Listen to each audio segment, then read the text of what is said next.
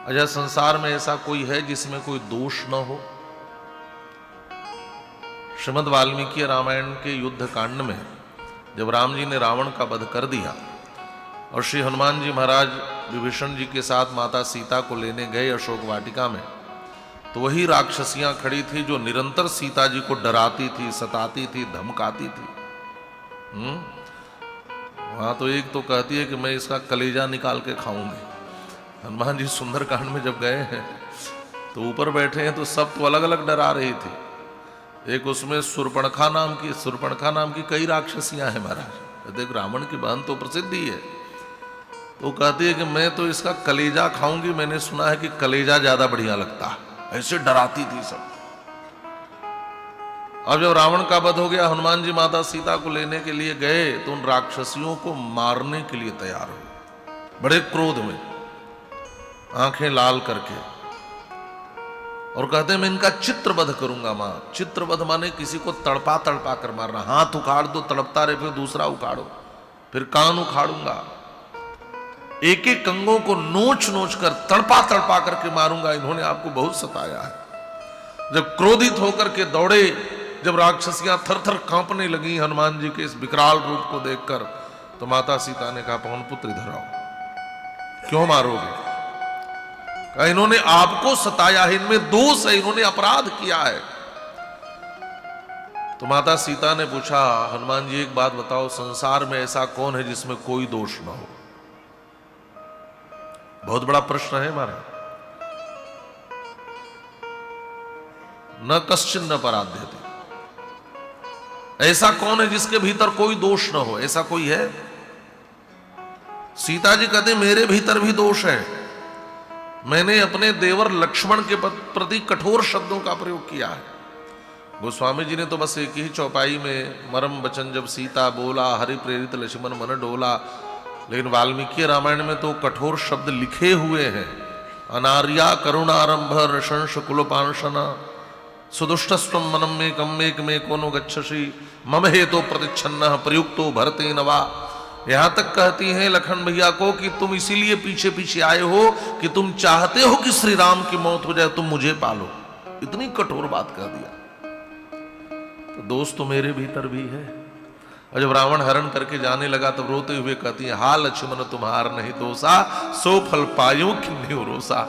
हे मेरे लाडले देवर, देखो तो तुम्हारे भीतर दोष, मेरा दोष है। मैंने तुम पर रोष किया और देखो मुझे फल मिल गया। अब आकर मेरी रक्षा करो, मुझे बचा लो। तो सीता जी कहते हैं मेरे भीतर भी दोष है। संसार में ऐसा कौन है जिसने कभी कोई गलती ना की हो? लेकिन हमारा कर्तव्य क्या है?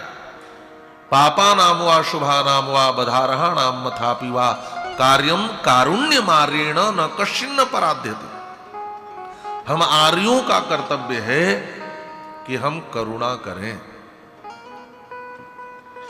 यह मानवता है महाराज। हमारे भीतर करुणा होनी चाहिए। ये घटना आप लोगों ने सुनी होगी। जीसस क्राइस्ट कहीं जा रहे थे, एक वेश्या को लोग पत्थर मार रहे थे, तो उन्होंने कहा कि जिसने जीवन में कोई गलती न की हो वही पत्थर मारे, और लोगों ने पत्थर फेंक दिया, वेश्या को छोड़ दिया। और लोग इस घटना को कितना बड़ा बना करके महान रूप में प्रस्तुत करते हैं। यह कोई नई बात नहीं थी। जीसस क्राइस्ट से हजारों वर्ष पहले माता सीता यह कह चुकी हैं कि ऐसा कौन है जिसके भीतर कोई अपराध ना हो। हमारे धर्म ग्रंथों के एक एक वाक्य को चुरा करके बड़े बड़े धर्म बना लिए गए महाराज। दुनिया में यत्किंचित कहीं भी यदि कोई सिद्धांत की बात है, जीवन जीने का सुंदरतम सूत्र है, तो सब सनातन धर्म से चुराए गए हैं। आप देखें, सबका मूल हमारे सनातन धर्म में मिल जाएगा। जाने कितने हजार वर्ष माता सीता यह कह चुकी हैं कि ऐसा कौन है जिसके भीतर कोई अपराध। जीसस क्राइस्ट ने कोई नई बात नहीं कही थी। और मैं कहता हूं जीसस क्राइस्ट की यह विशेषता नहीं थी, विशेषता उस समय के लोगों की थी जो बड़े ईमानदार थे। उन्होंने कहा कि जिसमें कोई दोष ना हो वह पत्थर मारे, और लोगों ने तुरंत मान लिया मेरे भीतर दोष है। आज के लोग होते तो पहला पत्थर मार के कहते मेरे भीतर कोई दोष नहीं है, तुरंत मार देते महाराज, ये बताने के लिए कि मैं दोषी नहीं हूं। ये तो लोग ईमानदार थे कि हाथों से पत्थर फेंक दिया, माना मेरे भीतर भी दोष है। तो संसार में ऐसा कौन है जिसके भीतर कोई दोष ना हो? ऐसा कोई है? अच्छा, आपके सारे दोष को आपके घर वाले जान जाएं, आपको स्वीकार कर पाएंगे? जिससे आप बहुत प्रेम करते हैं वह भी स्वीकार नहीं कर पाएगा, वो तो सबसे पहले आपको नकारेगा महाराज। बड़ा कठिन है। लेकिन भगवान से किसी का दोष छिपा हुआ है क्या?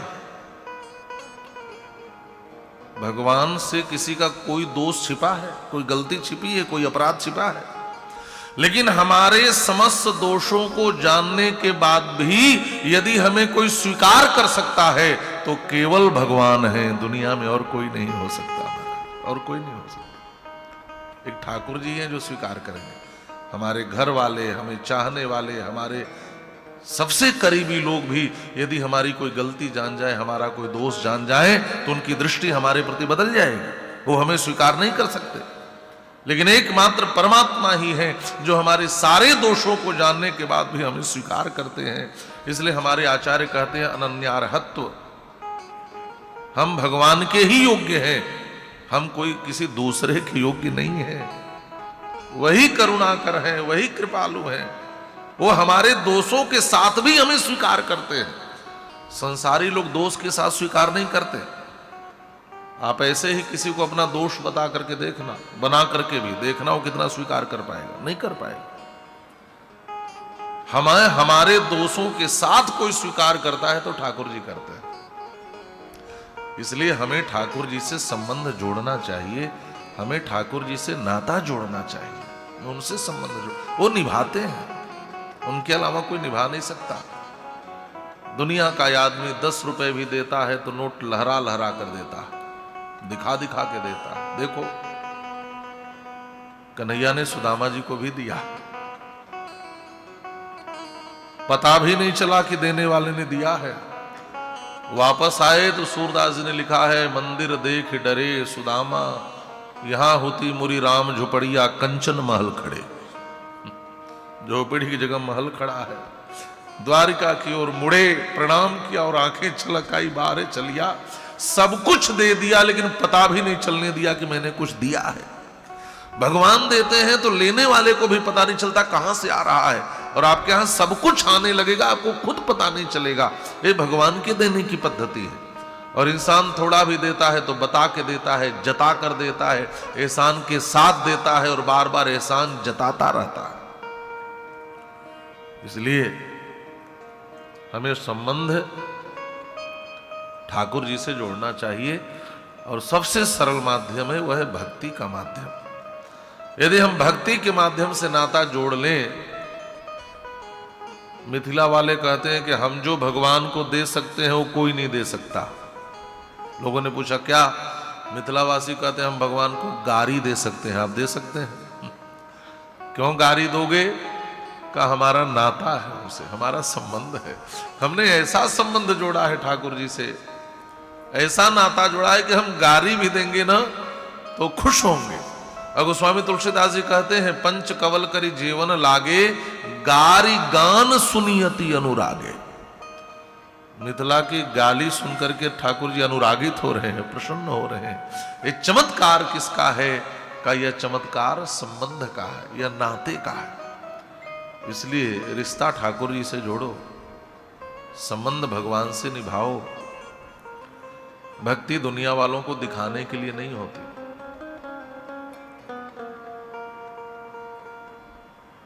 भगवान नाम संकीर्तन में स्वयं पांव थिरकने लगे अपने आप तो समझ लेना भक्ति भीतर आ गई। जहां हमें प्रयास करना पड़े किसी चीज के लिए तो समझिए कि अभी अधूरापन है।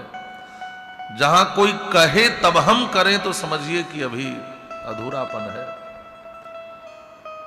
हमारी भक्ति तो ठाकुर जी के लिए होती है ना। अच्छा, जो भक्ति पथ पर चलते हैं वो दुनिया की परवाह भी नहीं करते। लोग कहें कुल नासी रे, लेकिन मीरा ने माना क्या? पद घुंघरू बांध मीरा नाची रे। किसी की परवाह ही नहीं की। वो दुनिया को रिझाने के लिए नहीं था, अपने गिरधर को रिझाने के लिए था। हमारे दशरथ महल के एक आचार्य हुए स्वामी बिंदु गाद्याचार्य स्वामी श्री राम प्रसाद आचार्य जी महाराज। जब सारी दुनिया सो जाती थी तब वह पांव में घुंघरू बांध करके भीतर जाते और आधी रात को ठाकुर जी के सामने नाचते। आधी रात को दुनिया सोती थी और वो नाचते थे अपने अपने ठाकुर जी को रिझाने के लिए। यह भक्ति तो उनके लिए है, उनसे संबंध जुड़ जाए यह जीवन की धन्यता है। और जो श्रेष्ठ भक्त है ना, वह मुक्ति भी नहीं चाहते। वो तो कहते हैं ठाकुर जी हमें मुक्ति नहीं चाहिए, अस विचार करी भगत सयाने, मुक्ति निरादर भगति लुभाने। वो तो कहते हैं कि आपको पा लेने में वह रस नहीं है जो आपको पाने की कवायद में रस है। आपको ढूंढने में जो सुख है वो आपको पा लेने में सुख नहीं है ठाकुर जी। आप मिल जाओगे तो मिल ही जाओगे, आप मिलोगे तो एक रूप में दिखोगे। आप जब तक नहीं मिले रहते हो, जब तक आपको ढूंढता रहता हूं, तब तक पूरी दुनिया में आप ही आप दिखते हो। तुझको पा लेने में ओ बेताब कैफियत कहां? तुझको पा लेने में ओ बेताब कैफियत कहां? जिंदगी तो थी जो तेरी जुस्तजू में कट गई। जो तलाश में, जो खोज में, जो अन्वेषण में, जो गवेषणा में जीवन बीत जाए, कट जाए, सुख तो उसमें है, रस तो उसमें है, पा लेने में रस नहीं है। यहां तक कह दिया कि तलाशो तलब में मजाओ मिली है, दुआ कर रहा हूं कि मंजिल ना आए। मैं केवल आपको ढूंढता रहूं, मैं केवल आपको तलाशता रहूं, मैं केवल आपके भक्ति पथ पर बढ़ता रहूं। मुझे मुक्ति मोक्ष नहीं चाहिए, मैं तो बस आपके प्रेम में झूमता रहना चाहता हूं। यह रस है। यह तब संभव है जब हृदय में की भक्ति हमारी प्रगाढ़ हो जाए, हम ठाकुर जी से संबंध जोड़े। और मिथिला वासियों ने विवाह में तो संबंध ही जुड़ता है ना। अरे केवल दुल्हा दुल्हन नहीं जुड़ते, केवल घराती बाराती नहीं जुड़ते, बहुत से संबंध जुड़ते हैं हमारा। तो इस विवाह के माध्यम से हम भी भगवान से नाता जोड़ें। और किसके माध्यम से जोड़ें? कहा सियाजू के माध्यम से जोड़ें, भक्ति के माध्यम से जोड़ें। और भक्ति के माध्यम से भगवान से नाता जुड़ गया तो हम ठाकुर जी के हो जाएंगे। यह विवाह में हमें सूत्र मिलता है।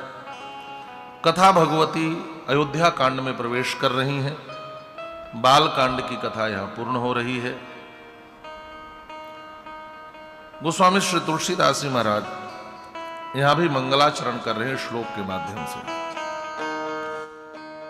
यस्यांके च विभाति भूधर सुता देवापगा मस्तके, भाले बाल विधुर्गले च गर्लम, यस्योरसी व्यालराट, सोयं भूति विभूषणः सुरवरः, सर्वाधिपः सर्वदा, शरवः सर्वगतः शिवः शशिनिभः, श्रीशंकरः पातु माम्।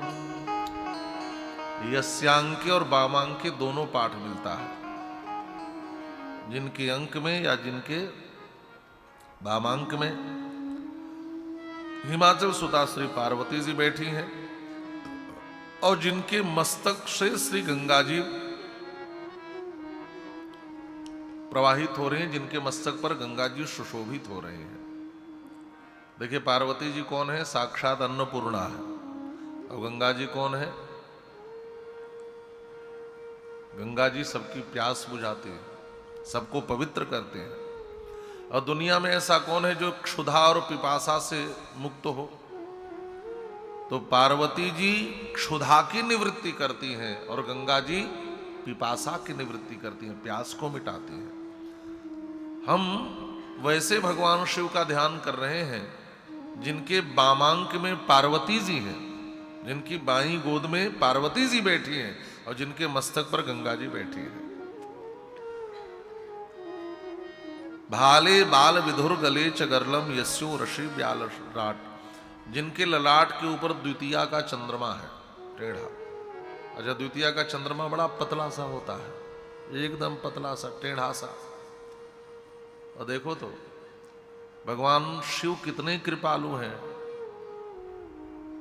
जो टेढ़ा भी हो और क्षीण हो उसको भी स्वीकार करके मस्तक पर धारण कर लेते हैं। और टेढ़ा व्यक्ति भी भगवान शिव से जुड़ करके वह भी जगत पूज्य हो जाता है। नहीं, चंद्रमा को भी कलंक लगा है महाराज। इस कलंकी चंद्रमा को शिव ने स्वीकार कर लिया तो चंद्रमा भी संपूजित होने लगा, चंद्रमा भी सम्माननीय हो गया।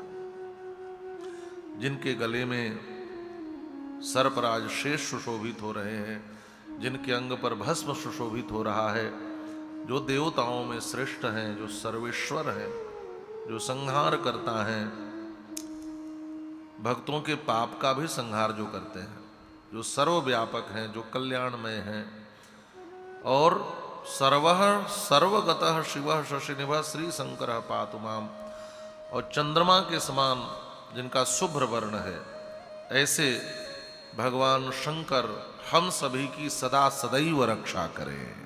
श्री शंकर पातु माम। बोलिए भगवान भोलेनाथ की।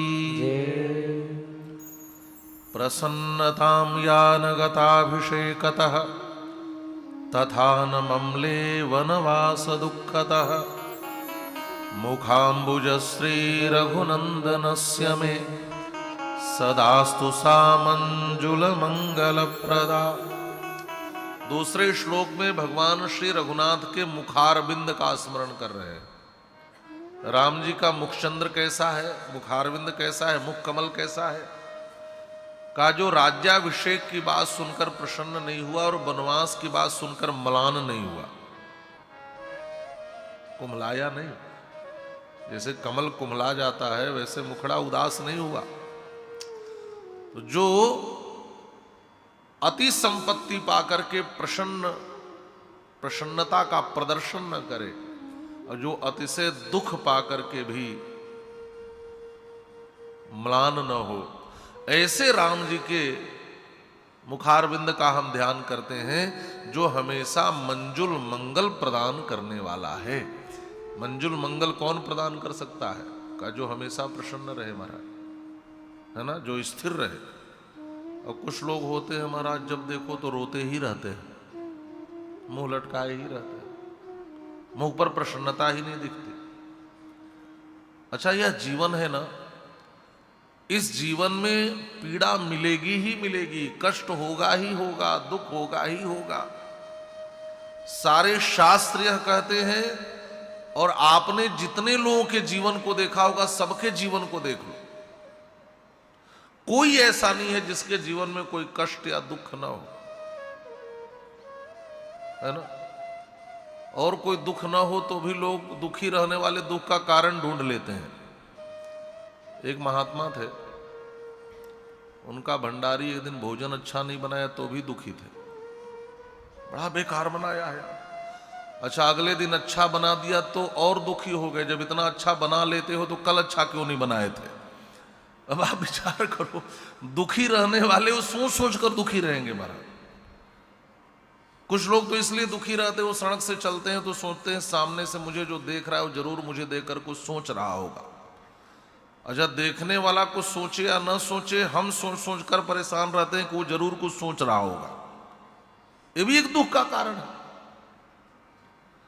एक दुख का कारण है कि लोग क्या कहते होंगे मुझे लेकर, ज्यादा लोग यही सोच सोच कर परेशान रहते हैं, है ना। सबसे बड़ा रोग क्या कहेंगे लोग, ये भी एक दुख है हमारा। कोई दुख नहीं है फिर भी हम सोच सोच कर दुखी है।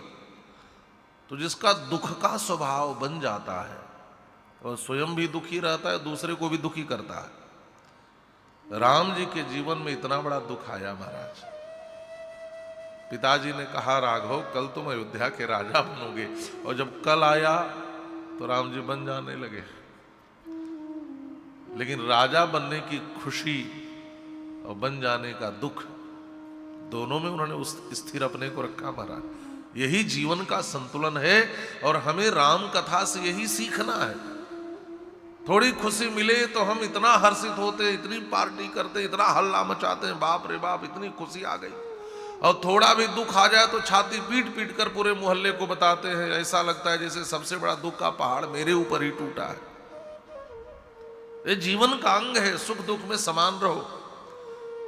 उसी के मुख को देखने से प्रसन्नता होगी जिसके मुख पर यह स्थिरता का भाव हो, जो अति प्रसन्न और अति दुख को व्यक्त न करता हो महाराज। इसलिए राम जी के मुखचंद्र का ध्यान करोगे ना, तभी आपके जीवन में हमेशा मंगल होगा।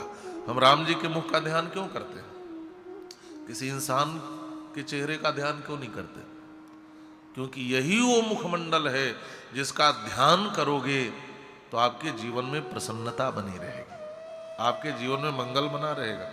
अरे दुख भी हो तो बाहर से तो मुस्कुराते रहो, कम से कम आप दुखी हो तो दूसरे को तो दुखी मत करो, है ना।